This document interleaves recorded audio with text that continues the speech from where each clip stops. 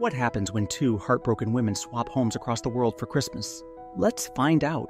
The movie begins with Iris narrating her thoughts about love.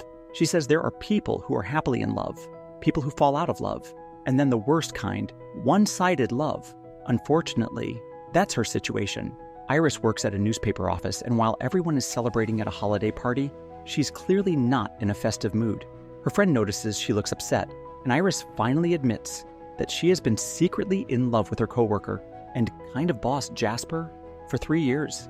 She tries to get back to her report, but Jasper suddenly shows up. Iris immediately brightens up. He says he has a gift for her, and she shyly tells him she has one for him too. She hands him a book. Before their conversation goes anywhere, everyone is called to the main hall for an announcement. There, the speaker reveals the big news. Jasper is engaged to his girlfriend. Everyone cheers except Iris, who stands frozen with tears in her eyes. She goes home that night and cries herself to sleep. Meanwhile, in Los Angeles, Amanda, a successful trailer producer, gets into a huge argument with her boyfriend after finding out he cheated on her. She kicks him out, exhausted from the fight. Amanda, stressed from work and her personal life, decides she needs a break from everything, especially men. She tells her team she'll be taking a vacation and starts searching online for a place far away. She comes across a small cottage in Surrey, England. It happens to be Iris's house, which Iris has listed for a home exchange. Amanda contacts her. Iris, who has been miserable all day because of the engagement announcement, is happy to distract herself with something new. She explains the arrangement. They switch houses, cars, and basically their lives for a little while. Amanda asks if there are any men in the cottage. Iris laughs and says, absolutely not. They agree to swap the next day. Both women fly out, Amanda in first class, Iris in economy. Amanda arrives first and is a little shocked at how tiny and old-fashioned the cottage is, but she decides to stay anyway. Iris, on the other hand, is thrilled with Amanda's fancy LA house and jumps around exploring it. Iris swims in the pool and then gets a call from the gate. She has no idea how the system works, but lets the visitors in. It's Miles, a film composer who works with Amanda's ex. He comes to pick something up from the house. Iris tells him he'll need to come back after she checks with Amanda's assistant. The chemistry between them is instant. Back in Surrey, Amanda is woken up by loud knocking. A drunk man is at the door. He introduces himself as Graham, Iris's brother, and asks if he can come inside to sober up. Amanda lets him in. They sit and talk, and she explains the house swap. Graham assumes Amanda will leave soon. She admits she hasn't felt like herself lately. He asks if he can stay the night, and she agrees. Before heading to bed, they talk more, and Graham kisses her. She's surprised, but asks him to do it again. One thing leads to another, and they spend the night together. The next morning is awkward, but Amanda quickly tries to smooth things out by saying there's no need for post-hookup awkwardness. They'll never see each other again.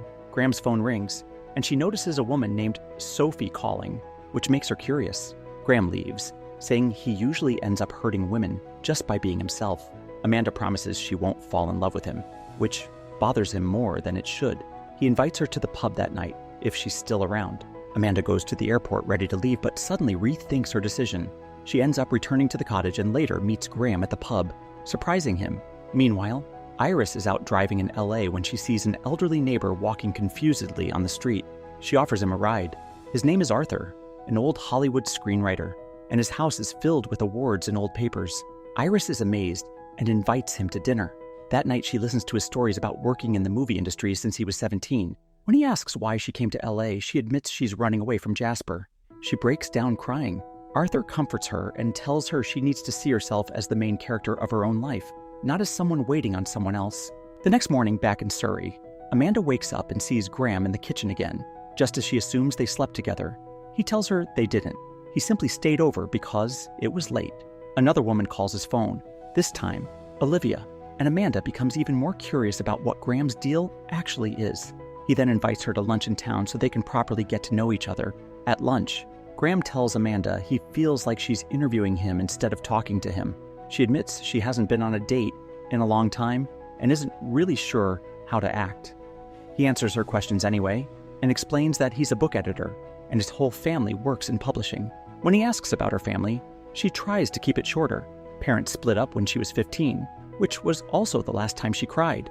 They relax after that, and the date goes much better than either of them expected. When Graham drops Amanda off at the cottage, she reminds him she's leaving in 9 days and doesn't want things to get messy. Meanwhile, over in LA, Miles stops by Amanda's house and finds Iris hosting a small get-together. Arthur, the older screenwriter Iris befriended, has invited a few of his friends so she can meet people. The group ends up talking about Arthur's late wife and how great their marriage was. When the conversation shifts to dating, someone asks Miles if he's a ladies' man. He says he's very much a one-girl-at-a-time person and that he's in a relationship. Arthur notices the way Miles looks at Iris and changes the subject. Later, Iris walks Miles to the door. She shows him a list of classic movies Arthur told her she needs to watch. Miles suggests they watch one together sometime. Back in Surrey, Amanda starts overthinking everything. She realizes she pushes men away without meaning to, so she decides to go apologize to Graham. When he opens the door, Amanda sees a little girl standing behind him. The girl asks who's there, and Graham introduces Amanda to his daughter Sophie. Then another girl, Olivia, shows up too. Amanda steps inside, a bit confused, and quietly checks if Graham is married. He says no. She then asks if he's divorced. He explains he's a widower and has been for 2 years. They all sit together for hot chocolate. The girls ask their dad to do his silly Mr. Napkinhead routine. Graham resists for a second but eventually does it, making the girls and Amanda laugh. The kids adore Amanda almost immediately and invite her to hang out in their blanket tent. They talk, compliment her, and even ask if she wants to sleep over. After the kids are asleep, Graham talks honestly with Amanda. He says no one has ever connected with his daughters as quickly as she has. He apologizes for not telling her about his kids earlier. He says it's easier for him to pretend he's single because he usually keeps things to simple one-night situations. Opening up about his life takes time. They both realize their situation is a lot more complicated than they thought. Meanwhile, Iris is having a great time in LA. She visits Arthur to drop off his mail. He tosses a letter from the Writers Guild into the trash. Curious, she picks it up and sees that it's an invitation to honor his lifetime achievements. Arthur says he doesn't want to go. He's embarrassed because he uses a walker and thinks only a small crowd will show up. Iris convinces him he deserves the recognition.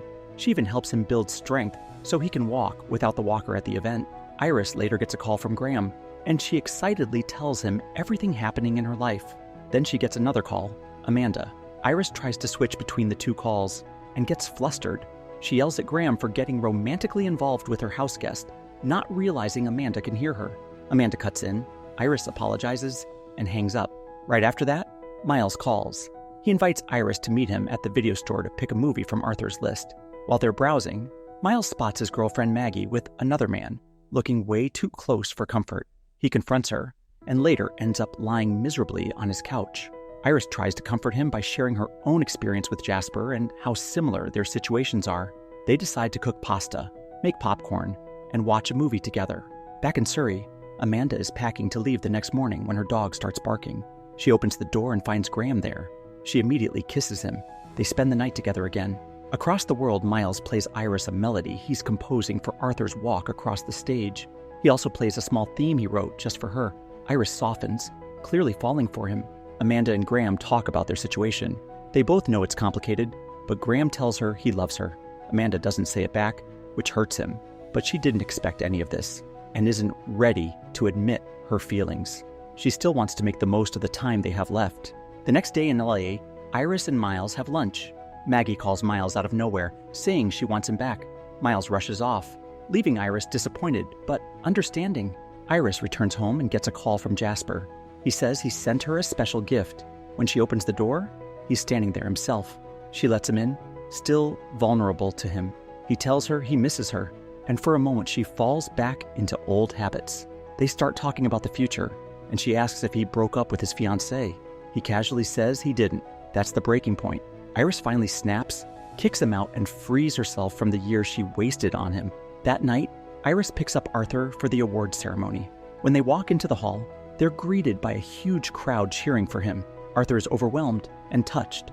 He makes it across the stage on his own, thanks to the training Iris pushed him through. While Iris watches proudly from the audience, Miles shows up and sits next to her. He tells her things with Maggie are officially over and asks Iris out for New Year's Eve when he visits England. She kisses him, answering his question without words. The next morning, Amanda gets ready to leave Surrey. Graham comes to say goodbye. They kiss and hug, and she drives off. But as she's talking to her driver about the trip, she suddenly starts crying, something she hasn't done in years. She immediately tells the driver to turn back. She runs into the cottage and finds Graham crying too. She tells him she's staying for New Year's. On New Year's Eve, both couples, Amanda and Graham, Iris and Miles, celebrate together with Graham's daughters. Their unexpected holiday swap ends up giving all of them the fresh start they needed.